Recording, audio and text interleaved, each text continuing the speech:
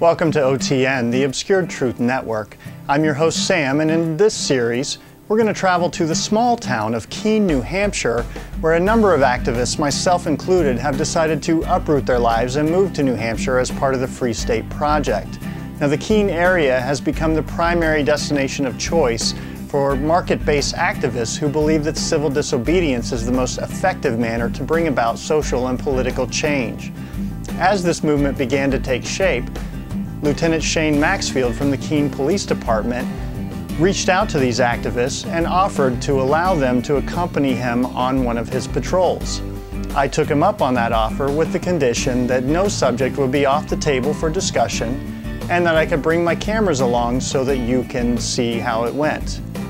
The topics we discuss are not the official position, ideas, or opinions of the Keene Police Department, but rather the personal views of Lieutenant Maxfield given his experience as a police officer.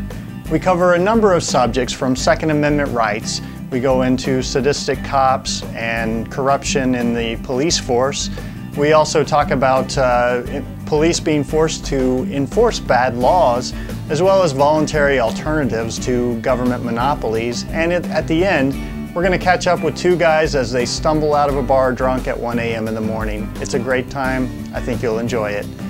Inside of me right now, every word that comes forth out of my mouth, I mean, I've got no idea where this is going to come, what's going to happen to this. I mean, just from listening to you, Ian, and reading a lot of the stuff, I know that you're an honorable guy and you believe passionately about what you believe in, and I really respect that.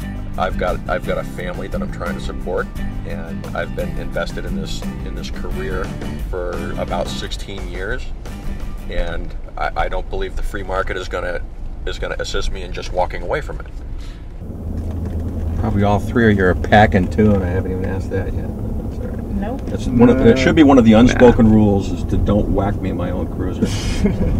Some of our folks got harassed by Manchester PD a few days ago for open carrying. Yeah, I heard that, and I think that's pretty stupid. They're just some of the most harmless, nice-looking college kids, basically.